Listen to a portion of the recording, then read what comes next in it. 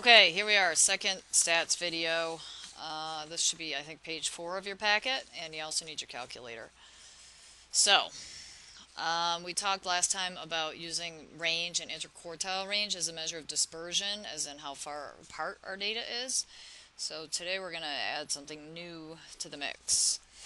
I just want to introduce sort of a word, vocabulary word. Say this line represents the mean of something. Maybe it's the mean number of hours a student study per week. The example from the page before. In reality, there's going to be different values. Some students may study more than the mean, some may study less, and they're going to be sort of all over the place.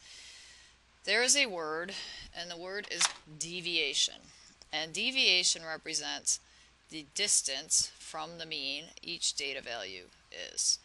So that word is deviation, how far it deviates from the mean. So there is a thing, and it is called variance. And for this class, you just really need to know what it is. And we're going to have our calculator help us get it. But basically what the variance is, it's what we get if we square the deviations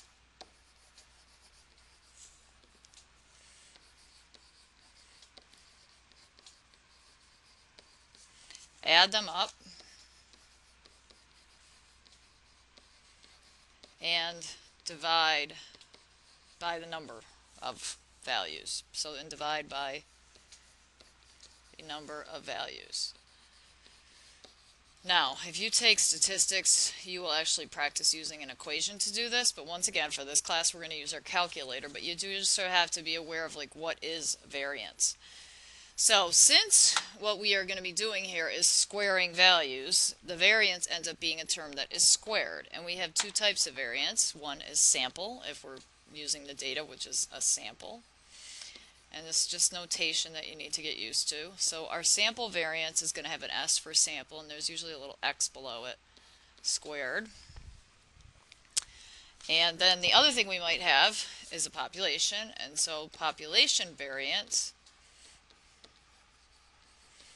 we use a Greek symbol called sigma, and that's going to have a sigma with a little x squared. And you have to get used to this because you're going to see this on your calculator. And there's some calc steps down here we'll get to in a minute. Now, in the end, variance is not really that helpful because the units are squared.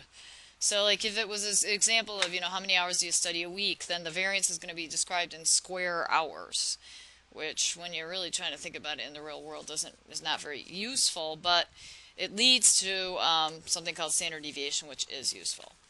So now, let us meet how to do this on our calculator. So this data here is first quarter averages for Mr. Harper's statistics class, and we're asked to find the population variance. So I'm going to go over here to my calc. Hopefully this is becoming more comfortable. I'm going to hit Stat and Edit. I'm going to clear out my lists.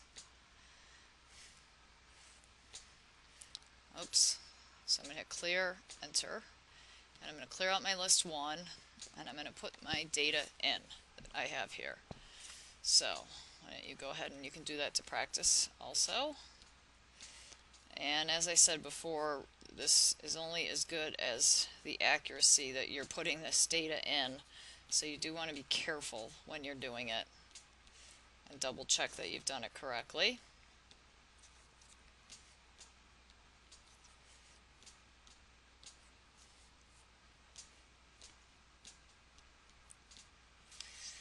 And you'll notice if you're watching what I'm doing is I usually just run down one of my lists and then I run down the other one so I don't have to keep going back and forth because I find that to be more time consuming.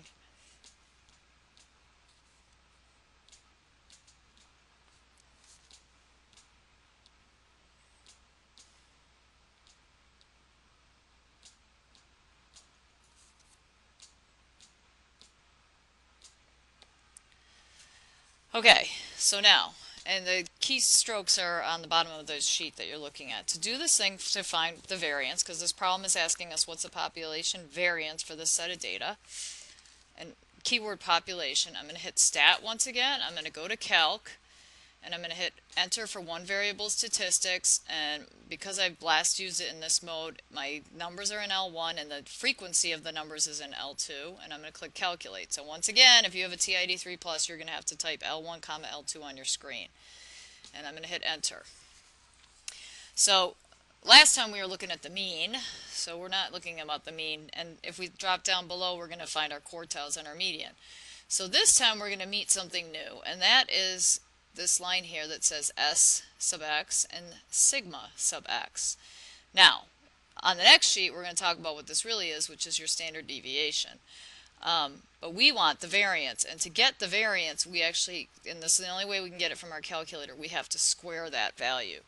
So in this particular case then, we need to take this 8 point, because it said population, which is sigma, we have to take that 8.20432,937, and we need to square it. So you're going to have to go ahead and on your calculator, go ahead and type that in. So 8.20432,937, and I'm going to go ahead and hit squared. Now, obviously when you look at the answers, they're rounded down, so I probably could have gotten away without putting all those numbers in, but just to be careful I did. I get 67.3. So when I come over here, I've been asked for my population variance, and my answer is 67.3. So in this case I was looking for sigma. Now, this data is first quarter averages, so if it's like, if you want to think of it as points, then that variance is talking about points squared, which, as I've already said, is not real useful, but it is something that we meet on our way to something that is useful called standard deviation, which, if you turn the page, is on the next page.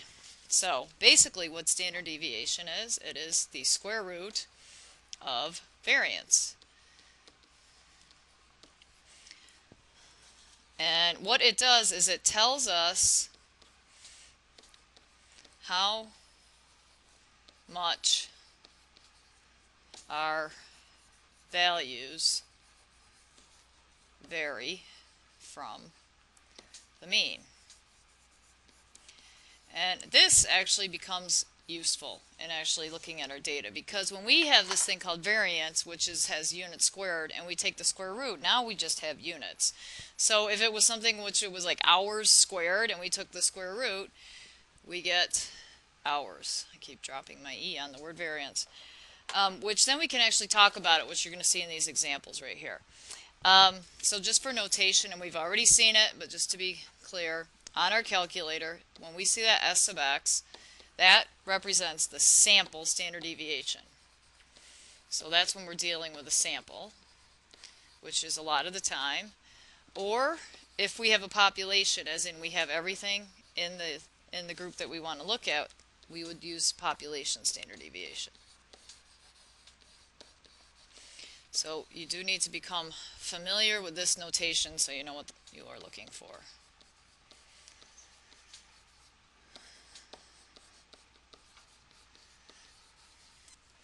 Okay, so let's look at a couple examples. So if we look up here, it says example 2, nationwide exam, Adams School at a mean score of 875. I'll just use A for Adams School. Mean, I'm going to use X bar to get used to that notation. Their mean score is 875 and a standard deviation of 12. So I'm going to use sigma, assuming this is for the whole population. And then we have the Boswell School that has a mean score of 855. So X bar is equal to 855 and a standard deviation of 20. In which school was there greater consistency in the scores? So, getting back over here to variance, basically variance tells us how much our values vary from the mean. So, the bigger our standard deviation is, the more they vary from the mean. So when we're looking for consistency, we're looking to see the one that has its scores closer to the mean. So we want to look for the guy that has the smaller standard deviation. So in this case then, we're going to be looking at the Adams School. And as we start working more with data, you'll see this to be true. So it has a smaller standard deviation. Okay, one more problem. Conant High School has 17 students championship bowling team. Each student bowled one game. Scores are listed below. You can see, hopefully you're getting comfortable with this notation. Find the nearest tenth, the population standard deviation. We're going to use our calc. How many of the scores fall within one standard deviation of the mean? So let's go step by step. So for practice then, hopefully you're getting good at this by now. We're going to go ahead into our lists. We're going to hit Stat, Enter, and you're going to go ahead and clear your lists out. So we want to get all this stuff out of our list. Whoops, here we go. Clear, Enter. Okay, so now I'm going to go ahead and type these new values from the table. 140. You can do the same. I think it's a really good idea to practice this.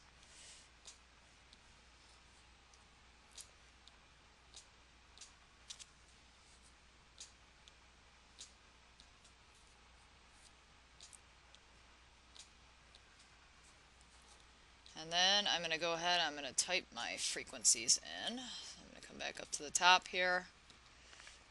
Once again, checking my values. And once you do get to the top, it will take you back to the bottom again. So, and you can see where you are by looking at the number on the bottom here. Like I'm on list 2, I'm in position number 1.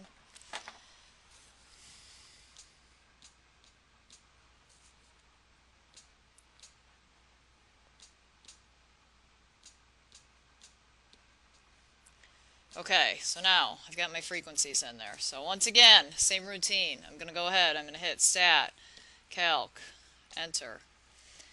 I'm already set up. I'm going to go ahead and hit Calculate. And on my screen comes the information that I'm concerned about. It has asked me to find the population standard deviation. And I also need to figure out how many scores are within one standard deviation of the mean. So I need to grab two pieces of information here. I need the mean, which is what we call X bar, and this is population standard deviation. So I'm going to grab this value right here. So I'm going to go back over to my sheet and write that down. So I have determined that X bar is equal to the mean is equal to 157, and the standard deviation, population standard deviation, and as I look up here at my numbers, I'm going to go ahead and round to tenths, is 16.2. Not to mention the fact that they asked me around 2. Okay, so how many scores fall within one standard deviation of the mean? And we're going to be doing a lot more of this, going to make a lot more sense. So if the mean is 157, one standard deviation of the mean would be 157 plus 16.2 on the high end, and 157 minus 16.2 on the low end. So if I go ahead and I do that, 157 minus 16.2, I get 140.8. And 157 plus 16.2, I get 173.2. So I want to figure out how many values are between 140.8 and 173.2. So I'm going to scroll on back up here, and I'm going to say 140.8. Well, 140 is too small, but 145 is there, and now I'm going to look to not get over 173.2. So 150, 160, 170 is all within the range, but 180 is too high. So how many scores are within one standard deviation? I'm going to just add those numbers up, and I get 10. So there you have it. Now you should go on over to MathXL for Schools and do stats practice number 2.